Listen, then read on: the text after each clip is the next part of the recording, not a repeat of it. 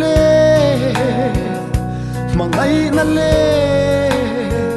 tlom na ani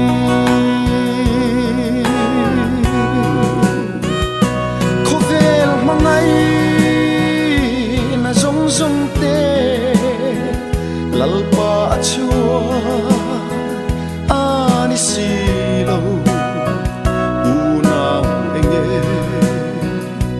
i thlan ve do Khawvel nge Krista thang mai ro sim na tello pian thar na ing kan pathian ne i thleng lovang mi tenun i du tui angin i ring mun po phim khurang che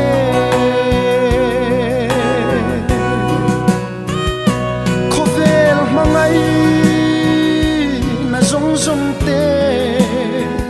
lalpa achua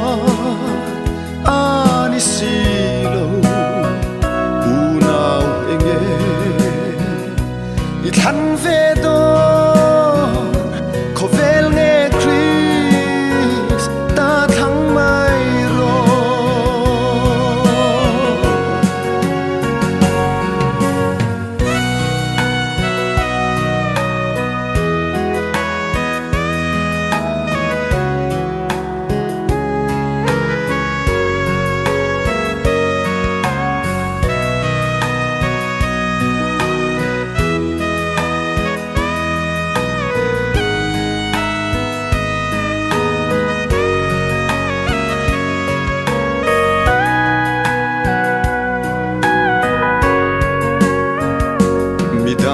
tenun